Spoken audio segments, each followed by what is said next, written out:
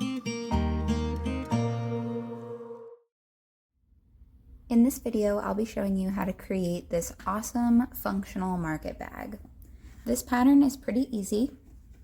In terms of construction, it's been worked up first, starting right here at the top of the bag. Then you create this nice hammock that goes all the way to the other side, where you'll then create the second top of the bag, or the other side's top of the bag. After that's completed and you have this big long piece or rectangle, you then work around the handles and the sides of the bag to finish it up.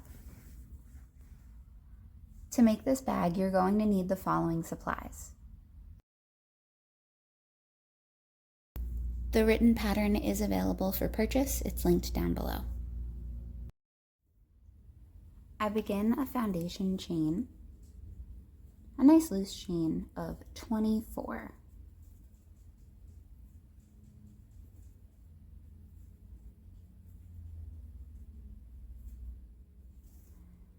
Once I've chained 24, I'm going to chain one more and turn my work, and then into the back bump of each stitch or each chain, I'll be working one single crochet across in each back bump, totaling in 24 single crochets.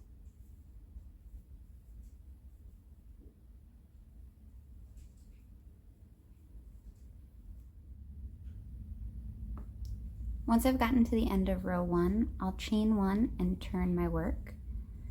And now for rows 2 through 6, I'm going to be working rows of waistcoat stitches, which if you've never done a waistcoat stitch, it is the same as a single crochet. The only difference is where you insert your hook, so I'll show you that. With no increases or decreases. So rows 2 through 6 will be 24 waistcoat stitches each. So I'll show you for row 2. I'm going to insert my hook, not through the top 2 loops like you normally would a single crochet, but instead I'm going in through this little kind of V that you can start to see. And then on the back side of my hook, I will have gone right through the V stitch on the other side. And that is my first waistcoat stitch. So I'll continue to work through just like a single crochet, except instead of going directly under those 2 loops, I'm going under those 2 loops, but also under this little loop that you can kind of see through there.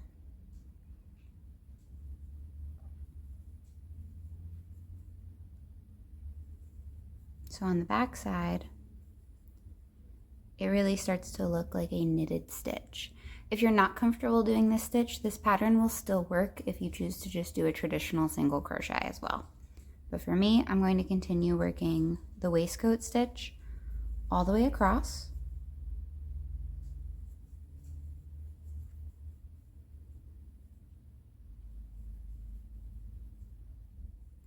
Then once you've finished working the 24th stitch for row 2, you will chain 1 and turn. Rows 3 through 6 will be a repeat of what we just did for row 2. So 24 waistcoat stitches or single crochets if those are a little too difficult for you. And chain 1 and turn. I'm going to keep working up those rows and I will meet you guys at the end of row 6. Alright, so I just finished row 6. And the only thing different about row 6 compared to rows 2 through 5 are that instead of chaining 1 and turning, we're going to be chaining 5 and then turning. So now we are beginning the next part of our bag. So the first part was really kind of, it will wind up being the top or the opening of the bag. Now we're going to start working on the body or the actual like mesh part of the bag.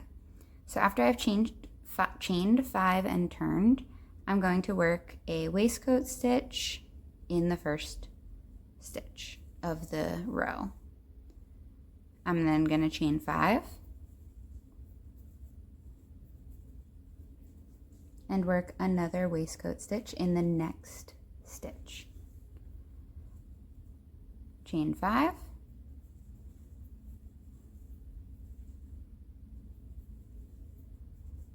and work a waistcoat stitch in the next stitch. I'm going to repeat this pattern, or this repeat, all the way across the row, chaining 5 and then working 1 stitch of a waistcoat stitch into the next available stitch on the row.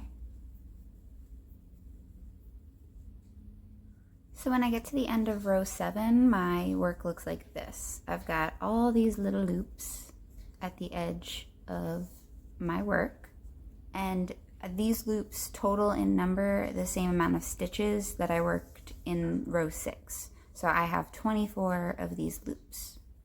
That's how many I want to keep going for the entire duration of this pattern, is those 24 loops. So once I've gotten to the end of row 7, I'll then chain 5 and turn.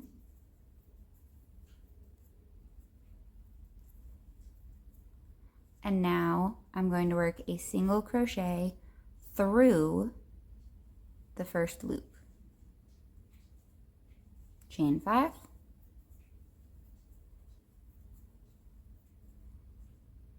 And work a single crochet in that chain 5, in the next available chain 5 space, or chain 5 loop. I'll chain 5 and then work a single crochet through the next loop. I'm going to continue doing this all the way across until I have no loops left. So for row 9, I'm going to do exactly the same thing I did in row 8 pretty much, and that's chain 5 and turn, and then work a single crochet in the first available loop, or chain 5 space from the previous row. I'll then repeat this pattern of chaining 5, working a single crochet through the space that's available, the next available space.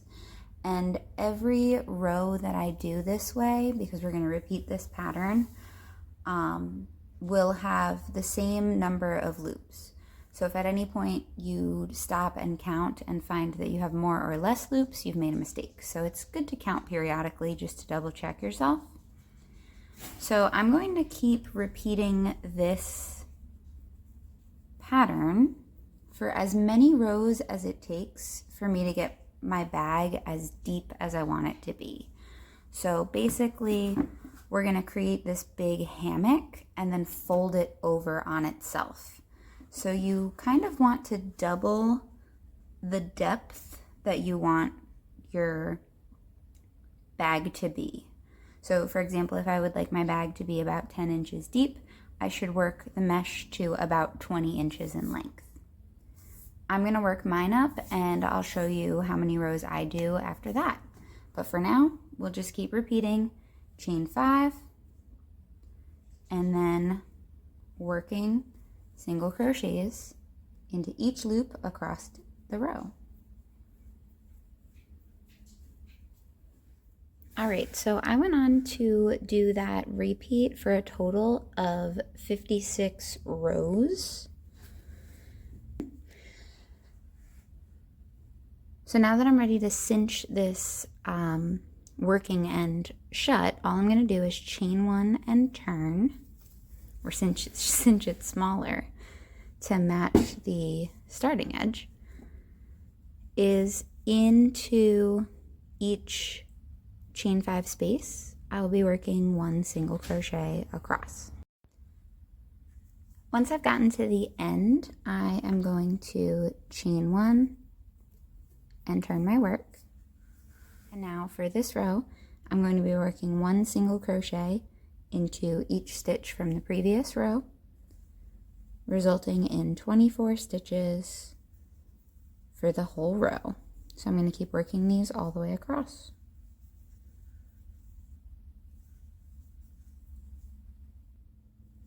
Now for the next 5 rows, I'm going to be doing the same thing, which is a repeat of a chain 1, turn, And now instead of working a single crochet, I'm going to begin working those waistcoat stitches. So for the next 5 rows, I will just be working waistcoat stitches all the way across. All right, once you've finished that up, you can really see the bag starting to take shape. From here, wherever you stopped at that last row should be. Now, so I did my rows all in the waistcoat stitch. Again, if you did them in the single crochet, that's totally fine. But instead of chaining one and turning after this row, I'm going to chain one and just rotate my work sideways. And now into the side of each of these rows from the top of the bag, I'm going to insert my hook and work a single crochet into the side of each row.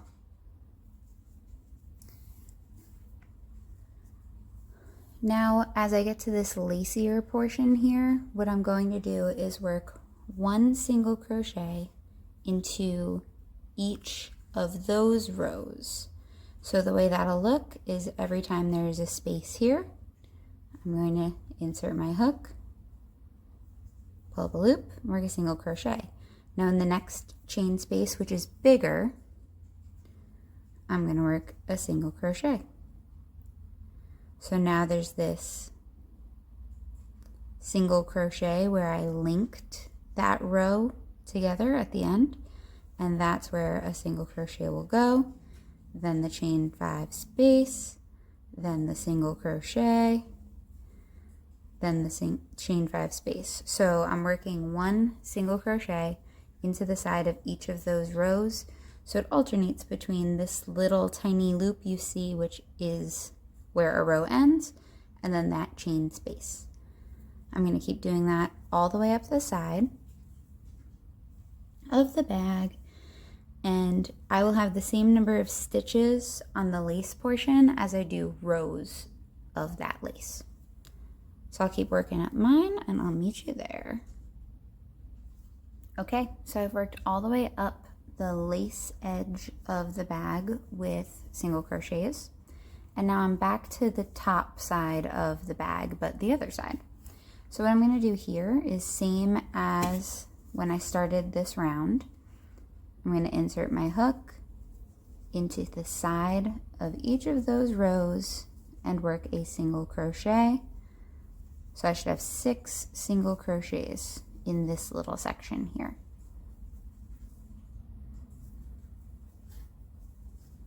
Perfect. So now we are going to start working our handle. So be very mindful of your stitch count here. I've definitely made bags where I've accidentally miscounted my stitch count for my handle on one side, and then the bag has uneven handles, and it's really not fun to go back and fix that. So I'm going to chain 100 and then come back over and reinsert my hook into this part of the bag over here. And that will be how I make my handles. So same thing like a foundation chain, I do it pretty loose. And I'm going to go all the way to 100.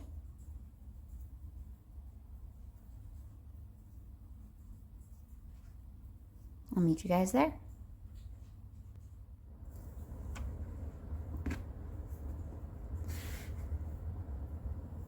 Okay, so I've gotten to my 100 chains, nice long string there right now. And now I'm going to reinsert my hook onto the side of the bag and work basically the same thing we did before. Along this edge of the bag, I'm going to start by working my 6 single crochets, 1 into the side of each row.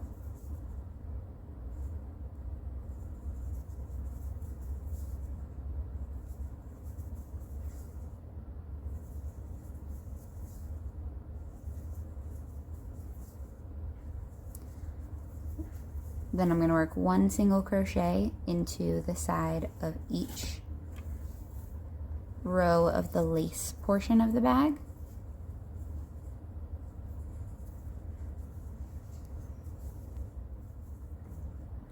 And then after I finish the lace section, I'll do another 6 single crochets into that top part of the bag. So I'm going to work up this side and then I will meet you guys there.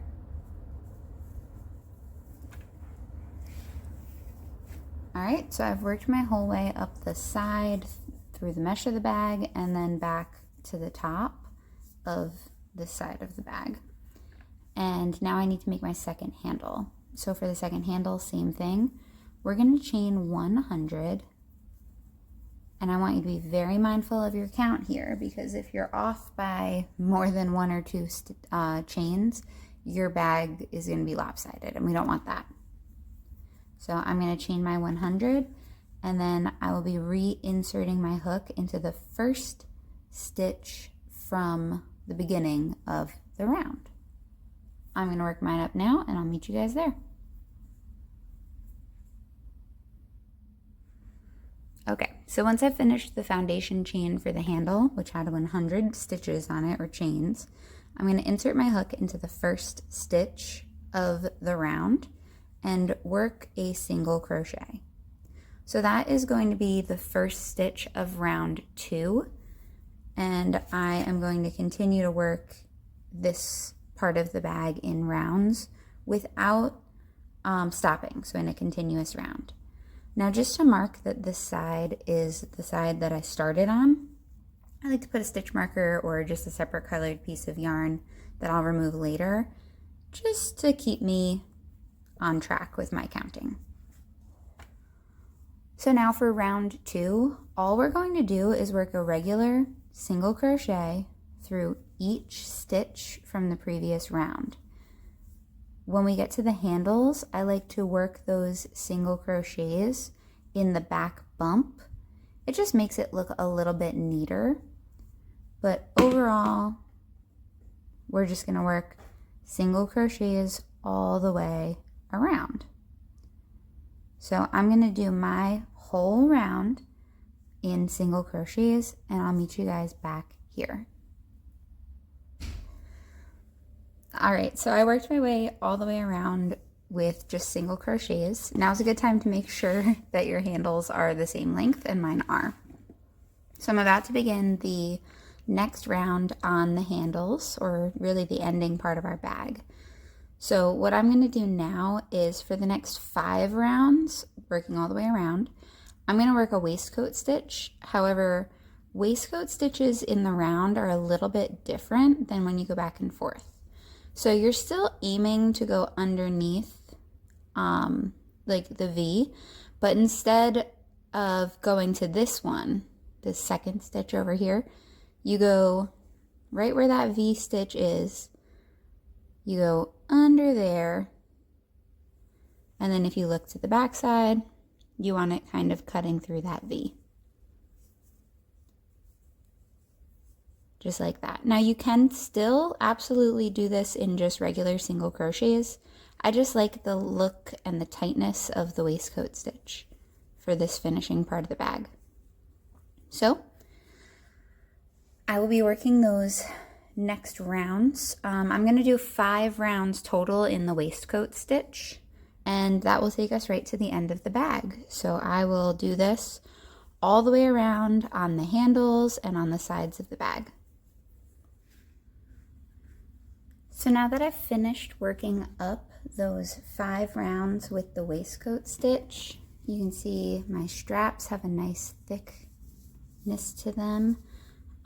Again, this could have been done with single crochet. I just like the neatness of the waistcoat stitch. And I've reached my last stitch of that round. So the last thing I have to do is first I cut my end, slip stitch into the first stitch of the round,